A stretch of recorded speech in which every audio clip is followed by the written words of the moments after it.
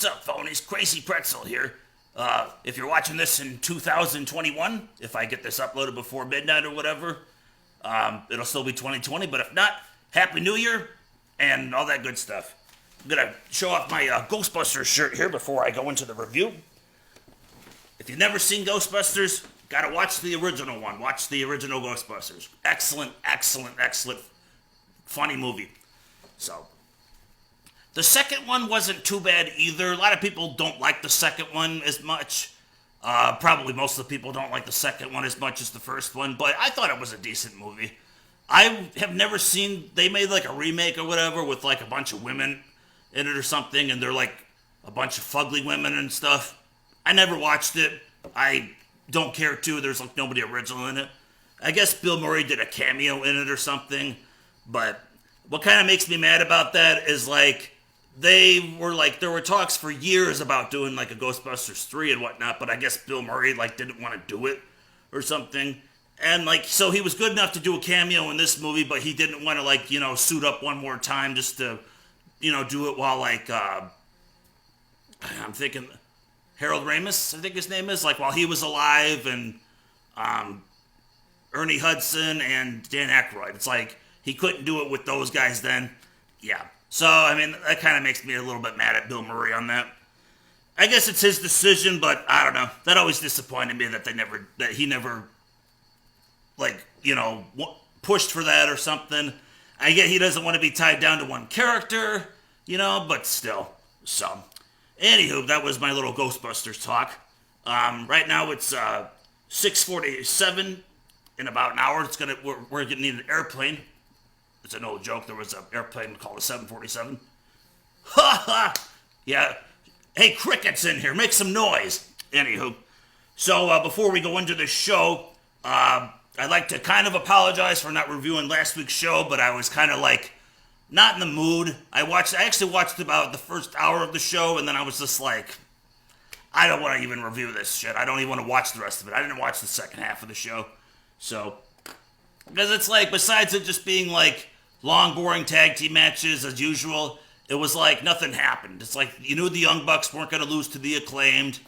Pac was going to beat the Butcher. You know, Jurassic Express beat the Dork Order Jobbers and whatnot. So it's like, who gives a crap? So, alright, but before we go, speaking of the Acclaimed, before we go into this, let's hear Darren Young's newest rap about the Acclaimed. Or not really about the Acclaimed. This is actually more about the Young Bucks. So, I should have said speaking of the Young Bucks. So, anyway, Darren Young, let's hear what you got to say about the Young Bucks. Yo, Young Bucks, I'm Darren Young, the way in the future, and y'all gonna need a bunch of sutures, the Acclaimed. They're gonna make their name. They're gonna kick your butt because you're really lame, because y'all Young Bucks. Y'all a bunch of schmucks. You think you're good in the ring, but you really suck. You can't sell. You can't follow the rules. Trying to do tags, y'all a bunch of fools. You can't sell. High-flying moves all over. You guys think you're really cool, just like Sesame Street's Grover, but you're not, because you can't sell worth a darn. And the Acclaimed here, we're gonna wrap you up like yarn. Alrighty, thank you, Darren Young. Appreciate that rap as always. So let's go into this show. This was from 12/30/2020, yesterday. This was a Brodie Lee tribute show, so this wasn't like your typical weekly Dynamite episode, even though they don't follow storylines half the time in the first place. They'll start a storyline, but then they stop because nothing happens from it or something. So, yeah. But anywho, so I'm sad and sorry to hear that Brodie Lee passed away this week, or I think it was last Saturday he passed away. It's really sad because the guy was like 41. He was like only 6 years older than me. He seemed like a pretty cool dude. Like, you never really heard anything bad about him. Sorry, my nose is itching. But you never heard anything bad about him, though, like, in outside, like, on the wrestling news and stuff, you know, like, oh, Brodie Lee did this or did that or something. No, he seemed like a pretty clean guy, good family man. You know, I really can't say anything bad about him. I actually kind of liked his, I liked his character in AEW. I know, like, some people liked it, some people hate it. and whatnot, but I liked what he was doing. He seemed like he was kind of doing like a Vince McMahon type character, but kind of like a mob boss, little mixture or something. He was the only guy in the Dork Order that I cared about. The women are fine. I like Anna Jay and I like Tay Conti. But I mean, take the women out. As far as the guys go in that group, he was the only one I cared for and liked in the group. So I appreciate him like trying to, do something with the group or whatever. I mean, it's kind of like you already failed a class, so you try to study for the exam anyways to like be ready for the next time. But the group already failed, in my opinion. But to his credit, he tried and stuff. So the show had like multiple little promos, segments, and whatnot from wrestlers, telling the story or just what they thought about Brodie and stuff, or just stuff in general. Like Moxley did one at the beginning, Eddie Kingston did one later, Jericho did one. There was a referee that did one. I think a couple other guys did it. So we're gonna say there was 5 roughly. Even if there was more or less, there was 5. I'm giving this show 5 points based on that stuff alone. I'm not going to critique it because it was just the guys being honest and sharing stories and saying nice things about him. And they were nice things that it's nice to hear like about people in general in life, and it's positive and whatnot. So we all need to be more positive and support each other. So, yeah. I mean, it's not, I'm kind of a violent person and crazy and whatnot, but yeah. So, Brodie Lee, he seemed like an alright dude. So, yeah, 5 points for the show for him, for this show. So, but the rest of the show, Crazy Pretzel is not taking a step back. Well, because I'm sitting. But anyway, not taking a step back.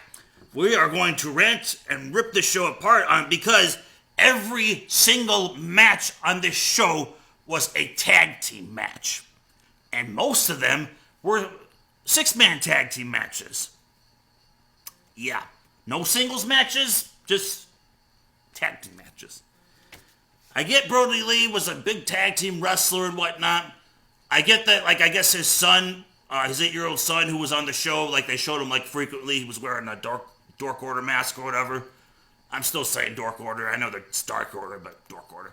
So, I mean, like, he was on the show. They showed him a lot and stuff. I guess Tony Khan let him, like, pick the matches he wanted to see or something. It was, like, a little tribute to him or something. That's nice and all, but I'm still going to rip the show apart. Sorry. But, anywho. So, we start the show off with Matt Hardy and Private Party versus the Young Bucks and Colt Cabana. Number one, what else sucked about this show, this is a little side thing, every single tag match on this show involved the Dork Order. Every single one.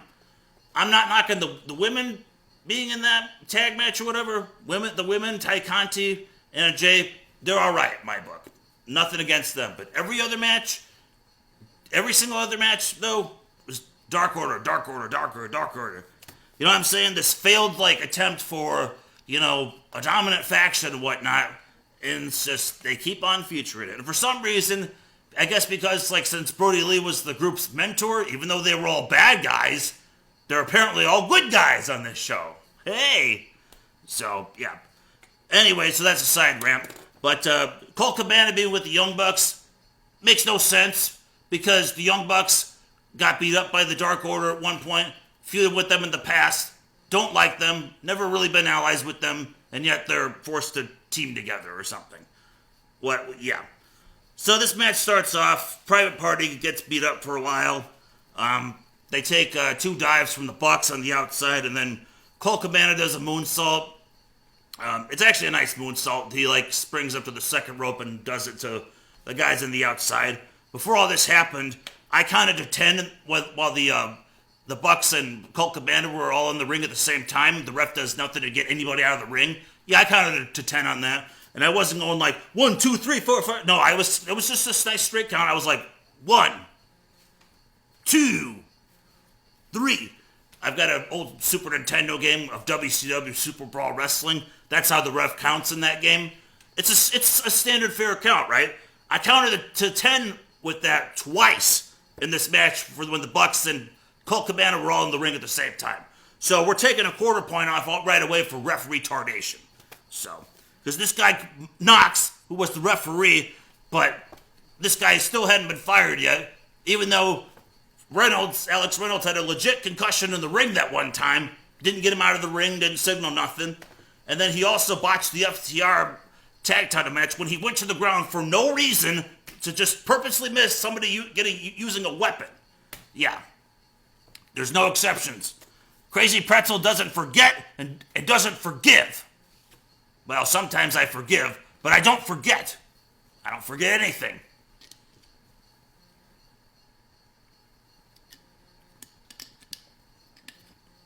Although if you ask me where I was on the night of August, about 15 years ago, I probably wouldn't know, so I do forget things. But anywho, short-term memory loss. If you don't use it, then you will lose it. Yeah, logic. Plus, it's actually, there's an old rock band called The Goops, and that's a song that, there's some lyrics in that song. If I can find it, I'll check it out, so. All right, let's go back to this match. So, after the high spots or whatever, like 5 seconds after that moonsault, Matt Hardy and Private Party's team, like, get on the offense. They isolate Matt Jackson for a while. Isaiah Cassidy hits a back suplex for 2. Matt Hardy does this, oh, that's gonna be the shit, oh, and then just does the jumping elbow to the forehead for a 2 count. I never understand why he does that. He's like, it's gonna be the shit, it's gonna be, I get that he doesn't want to do leg drops anymore because, like, second rope leg drops because of his, like, back and whatnot. I get that. So why does he even, like, do it, though? Like, it's gonna be the shit, it's just an elbow to the forehead. Whatever, he does a side effect next, which I like that move for a 2 count. Matt Jackson gets up and hits a super kick on Matt Hardy. Hardy was being a little cocky or whatever, so I get that. Colt Cabana comes in, does a springboard moonsault, which I'm like about to praise him, like, you know, that's a nice move. He does a really nice moonsault, nice move. But then after I think that, he does this jumping ass to the face on one of the Private Party guys for a 2 count. So, yeah. That's what I mean, he's a goof. That's why I don't like the dude. He's just such a goof. There's a spot where, like, Colt Cabana has one of the Private Party guys up on his shoulders, and he's, like, by the ropes, and Matt Hardy, like, grabs Cabana and snaps his neck down over the top rope, and then one of the Private Party guys does, like, a crucifix pin or something. That should have been a 3 count. That was a nice, cool spot in this match. But no, it wasn't. Just a 2 count. Then we have a succession of moves, or actually, no, before that, before the succession of moves, we have more referee retardation. Nick Jackson, who was never tagged in, not legal, comes into the ring illegally, and super kicks Matt Hardy in front of the referee. So, yeah, and I said Nick Jackson super kicked him. I didn't realize that it was right in front of the referee. So, yeah, referee retardation. So next we have a succession of moves. Private Party hit the gin and juice. Matt Hardy hits a twist of fate. There's a senton bomb and a shooting star press on one of the Bucks. Colt Cabana breaks up the 3 count. So all these moves for only a 2 count. Then we have the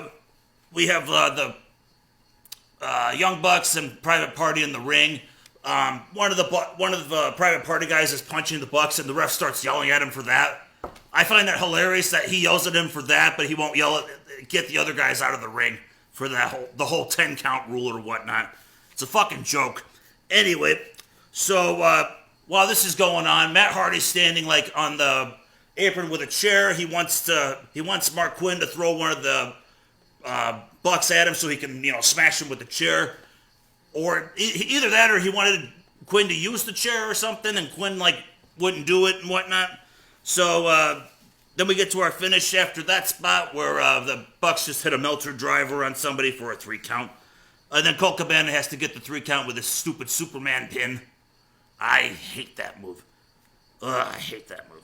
So this match got a 1 out of 4 because it went 15 minutes. So we're taking a quarter point off for time limit. We're taking a quarter point off for referee retardation and logic. And a quarter point off for the fact that the Dark Order is teaming up with the Young Bucks, 2 teams that don't like each other or not allies whatsoever with each other. So, surprisingly, I guess the selling kept the quarter point in this match. Which is kind of weird to say for a Young Bucks match. So, all right. After this match, we've got the Acclaim coming out.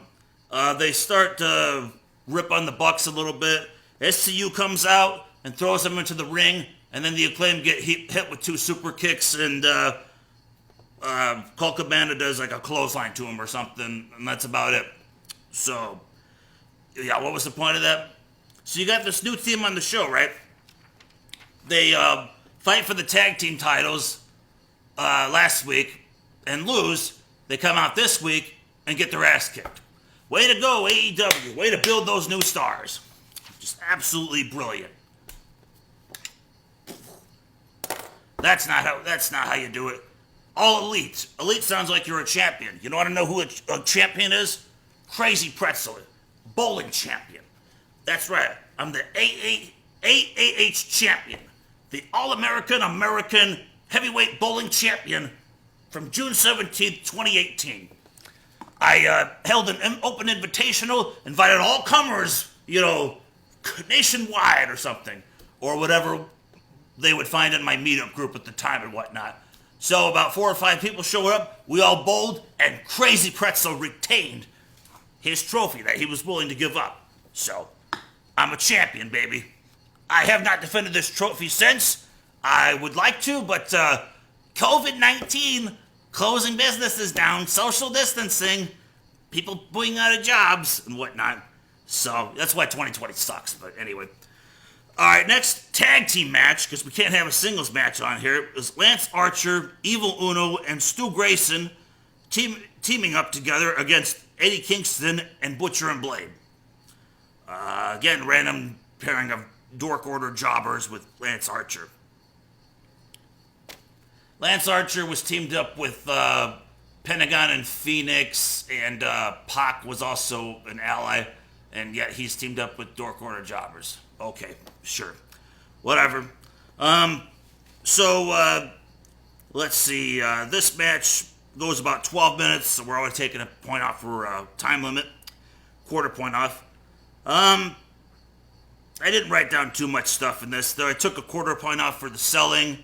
There was a spot in this match where, the Dark Order, hit this double team, F5 on, I don't forget who it was. Lance Archer did a frog splash. That was for a 2 count because somebody broke it up. And then the guy that got hit with it, I believe it was Blade. I think Blade got hit with those two moves. So Blade got hit with those 2 moves, right? And then after the second after that move, the guys go back on offense. He's just standing up there like it was nothing. Yeah, terrible selling on that. Chris Jericho. I also took a quarter point off this match for commentary. Chris Jericho was on commentary for this show. Most of the time I like Jericho, but even in this he was a bit annoying. By the way, the finish of this match, I didn't feel like taking a bunch of notes on this one. The finish was Archer, Uno, and Grayson won. I think it was Uno. He had I think it was Blade. That's probably the only guy who could pick up in this match. But Uno has Blade up on his shoulders like this or something, sort of like in the Gory special or whatever, Gory Guerrero special or whatever, and then Stu Grayson does a flipping diamond cutter move while the guy's like this, so he just hits his face on the ground. It was a cool move. I'm not gonna knock that. But what annoyed me with Jericho's commentary in this match is he said something about Butcher being a throwback to the heels of the 1980s. I think he might have said bad guys after he said heels, but still. A wrestling term used on a wrestling show. Shouldn't be like that, man. Shouldn't be like that. So, yeah. Also, too, after the match, Jake the Snake Roberts did a short arm clothesline on Eddie Kingston, and Jericho's like, ow, ow, ow, or something like that. Just something. He was so annoying. So, yeah, this match I liked this match slightly better than the last match, I guess, but still got a quarter point. We're taking points off for selling, time limit, and just annoying commentary in this match. So, alright, our next epic tag team match. Aren't you guys ready to fall asleep? Yeah. Let's take a break. Let's go to our babe of the week here. Who's our babe of the week gonna be this week? Well, we've done Scarlett Bordeaux, and I think we've done Gal Gadot. So who's our babe of the week gonna be this week? Sorry, guys. Maybe you guys aren't a fan of her, but I've always liked her. As far as like being a model and looks and stuff goes, she's got awesome boobs. Kate Upton. Kate Upton is our hot babe of the week. Let me know if you give her a thumbs up, a thumbs down, or whatnot. I get some people say like, oh, she's a model, but she don't have any hips or nothing, or maybe doesn't have much of an ass. I don't know, but dude, I like her boobs. She looks beautiful. I can't go wrong with Kate Upton. So, all right, so that's our babe of the week. All right, let's go. Now that we got a break from that, let's go back to the monotony of this show. So we've got Hangman Adam Page, John Silver, and Alex Reynolds, another dork order jobber, 6-man tag versus MJF and Santana and Ortiz. This match went about 13 minutes. We're taking a quarter point off for the time limit already. This match started off really annoying. Like, I was ready to skip this match entirely. I just thought this was stupid. So, like, I guess, and I don't remember Brodie Lee doing this, but, like, I guess when he, like, on Dynamite in the past, or maybe if it was even Dark, he came out with some, like, papers or something, and just threw some papers at Evil Uno or something, or whatnot, and I guess that was one of his, like, classic epic moments or something. I don't remember this, and I really don't care. I mean, it's all right for him to do it, you know. It's just, it fits his character in a way. He's like a dickhead boss, you know. So for some reason, they try to play off a memory here. And the second, like, the Inner Circle guys get in the ring, we've got Reynolds and Silver throwing papers at them. So, and then the commentators were like, saying like one of Brodie Lee's signatures and stuff. I just wrote down why. What was the point of this? Then later I think they did it a second time or something, and I was about ready to just turn this off, but then MJF went outside the ring and started yelling at Brodie Lee's kid or whatever, who's like 8 years old and stuff, just yelling at him like a psycho. I thought that was kind of funny. So that kept my interest in there. I've decided I'm changing Alex Reynolds and John Silver's names. They are now going to be called Copper and Aluminum, because Silver to me is not worth enough. He doesn't represent enough of a financial reason to be worth the price of silver. He is now worth the price of copper. Excuse me.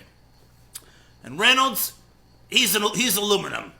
You know, can be of some value, but you can always recycle it and get another one. Oh, anywho. So, yeah, let's go into this match. Let's see what I wrote down here. Let's see. We got some offense in the beginning from Copper and Aluminum. Inner Circle. Hangman Adam Page gets a hot tag in or whatever. He starts to clean house a little bit, but then the Inner Circle get control on him because AEW doesn't know how to structure tag team matches.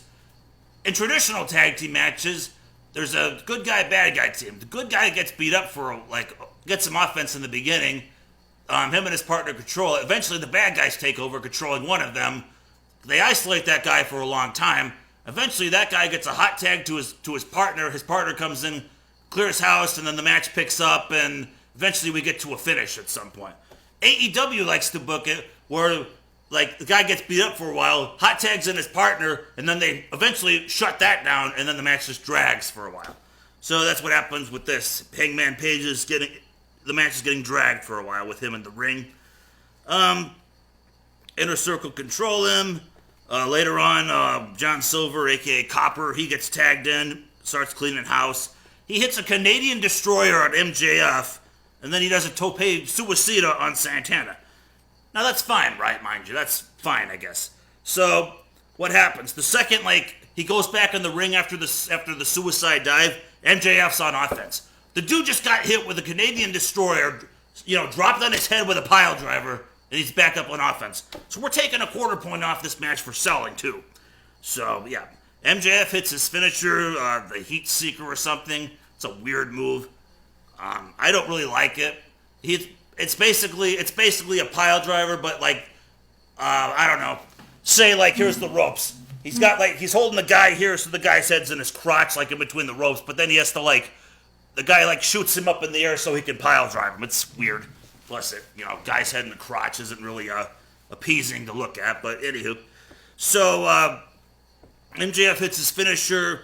Ortiz hits a Batista bomb. He slingshots Copper up, and then Santana kicks him, and then I think that was it. I think they did that, and then Reynolds broke it up at 2. So, like, Wardlow comes into the ring when the ref's not looking and starts beating up Reynolds and stuff.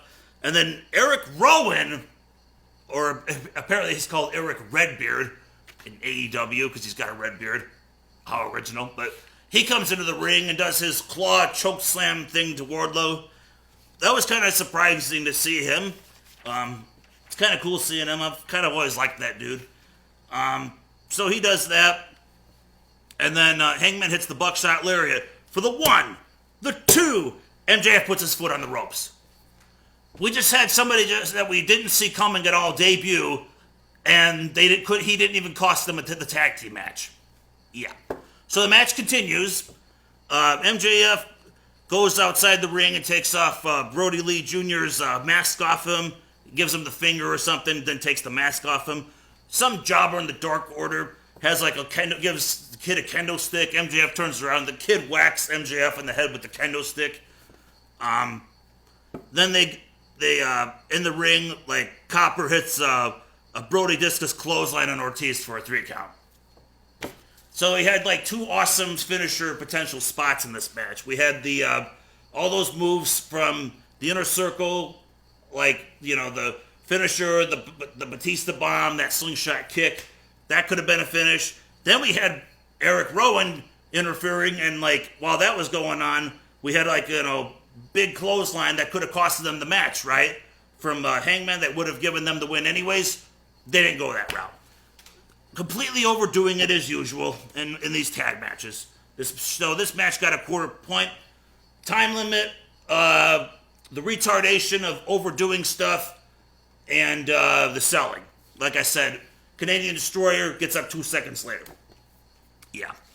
So our next match on the show was Tay Conti and Anna Jay versus Britt Baker and Penelope Ford. To me, this is another weird heel versus heel match, but apparently the Dork Order are good guys or something. I'm probably going to run out of time here in a second, or battery life, but yeah. We'll try. So this match, it went just about 10 minutes, so I didn't take anything off for that. I was happy with that. Justin Roberts goofed up the entrance when Anna Jay, or what was it? Did he go? Oh yeah, it was Penelope Ford came out, and then Britt Baker came in afterward and said, and her opponent, her tag team partner. Yeah, he had to correct himself. Thought that was funny.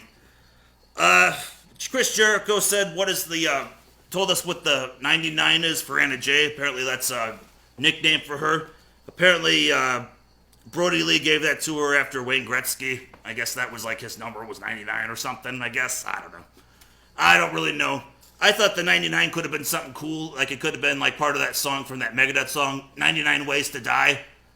That's our song of the week, by the way. I'm going to see if I can put a clip of that on here. All right, going back on this.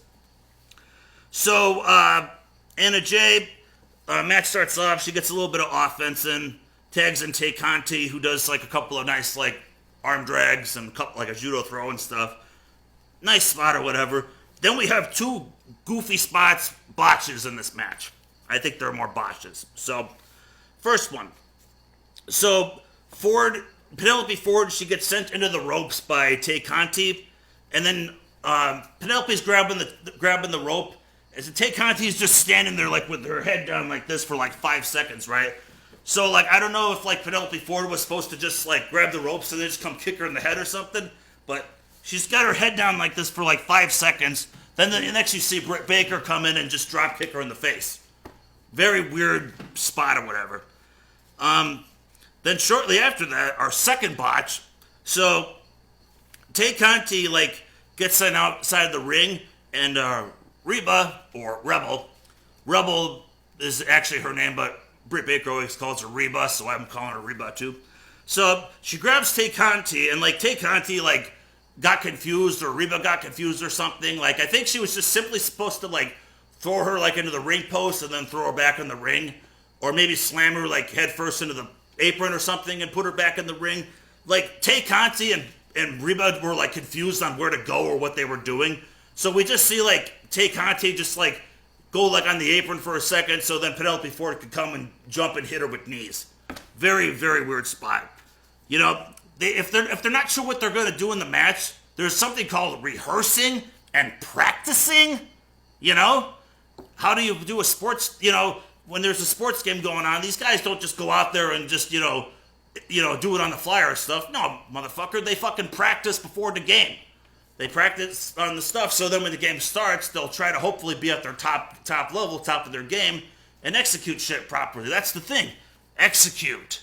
So, I'm trying not to be one of those dudes that's like super picky about when there's the wrestlers botch a spot or whatnot. You know, like say, like if someone like hits a clothesline or something, but like accidentally clonks the guy in the face or like misses him or something and they fall down, that's one thing. But I mean, like a spot like that though on the outside when all you have to do is get like thrown into something or get your head slammed into the apron, how do you botch that? Like, all you have to do is say, hey, I'm going to do this, and then you just do it. Like, how do you botch that?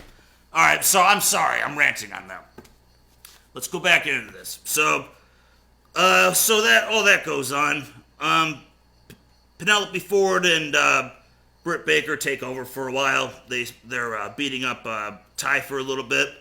Penelope Ford and Tay Conti both. This was kind of a cool spot. They both do a pump kick to each other's face, or whatever. Anna Jay tags in. She starts cleaning house a little bit.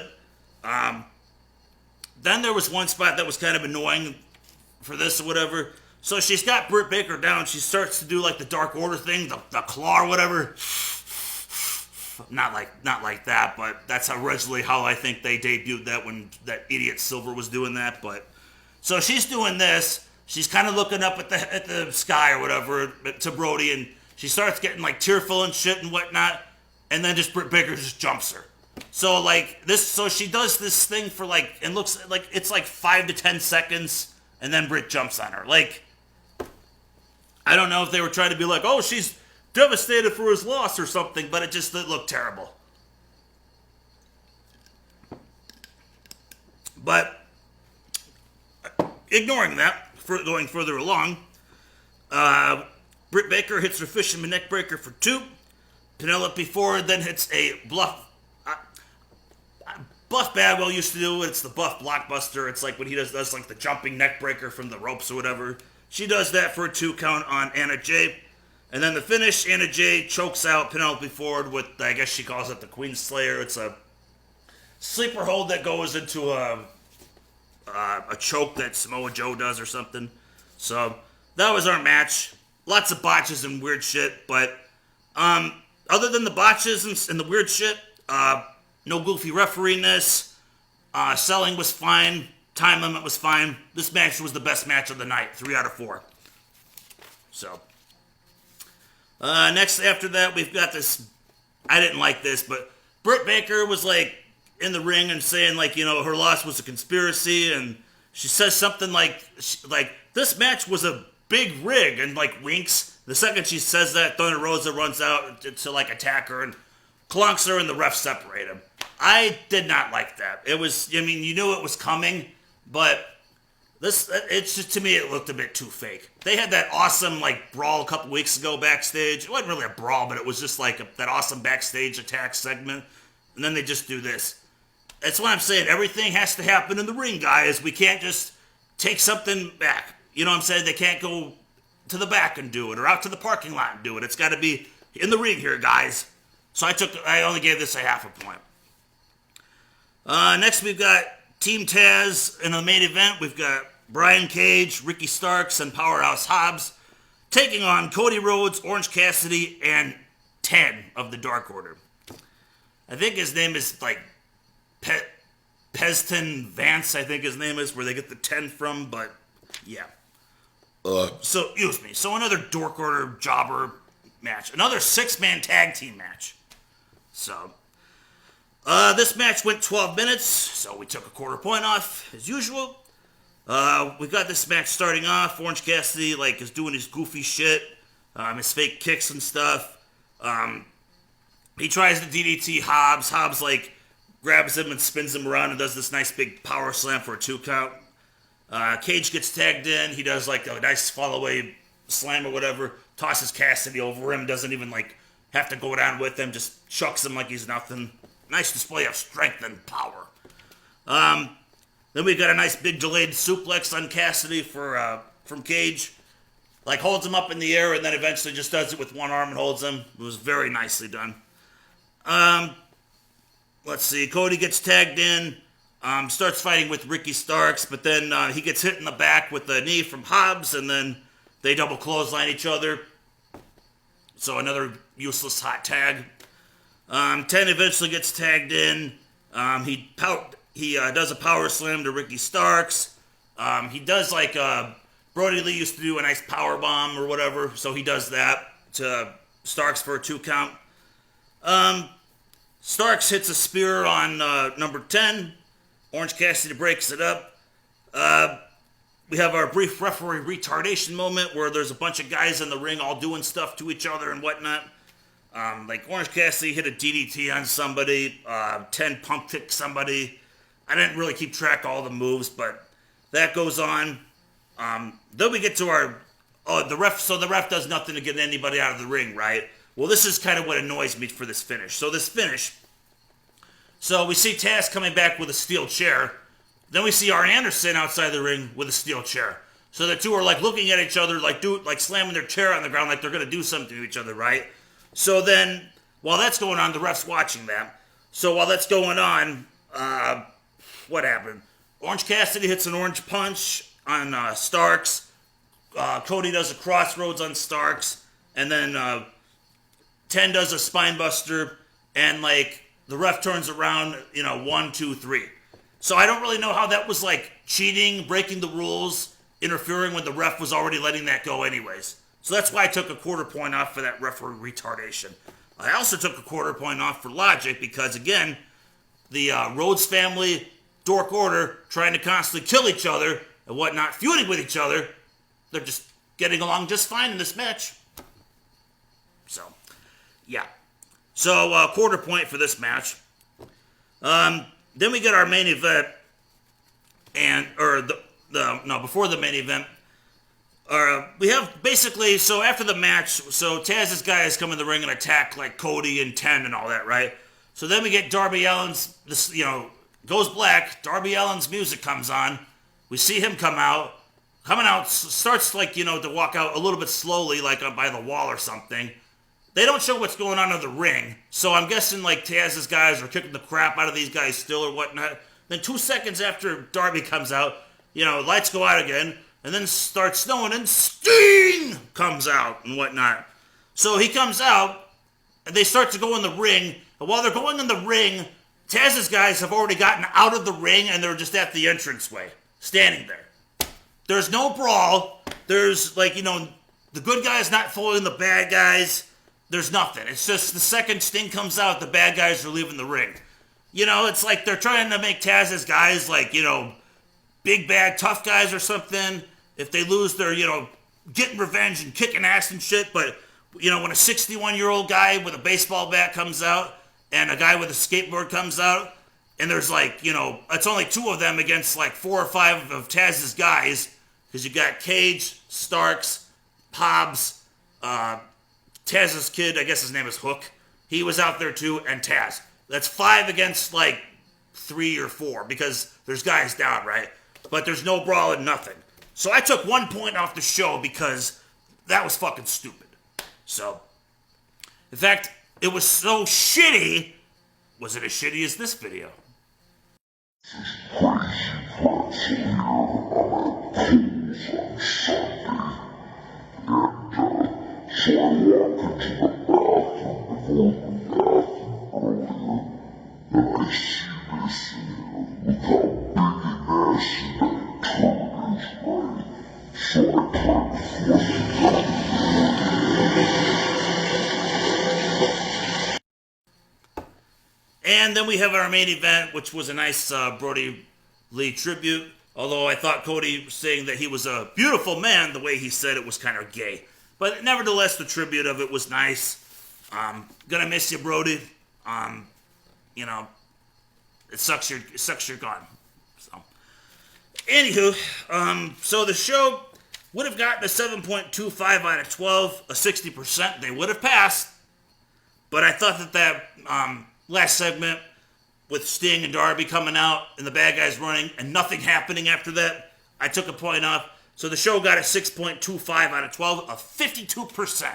So once again, AEW fails. So, all right. We'll see if I get this up before midnight. If not, cool. Last video of the year. If not, it'll be the first video of 2021. So I want to wish you guys all a happy new year. Stay safe. Win trophies like I did. Drink low-cal root beer. It's not bad.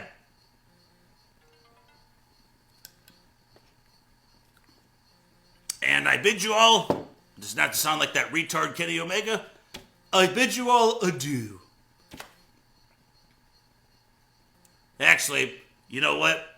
A Mountain Dew sounds kind of good right now. Maybe I'll drink one after I get done with my root beer. That's one of my New Year's resolutions. I'm going to try to lose some weight and diet, so I'm going to probably start buying these diet root beers. I can't go cold turkey quitting soda, so I have to maybe at least do diet for now to kind of taper it down a little bit. So, yeah. Crazy Pretzel, we're going to lose some weight in 2021. That's not a spoiler, or what does Heyman say? That's not a prediction, that's a spoiler. No, I'm seriously, I'm going to try to lose 30 pounds. So, all right. Well, that's one of my New Year's resolutions. What are yours? Comment below. I'd like to hear it. Have a good 2021, everyone. Be safe. Hopefully this COVID shit gets easier. And, I don't know. That's about it. Take care, guys. Happy New Year.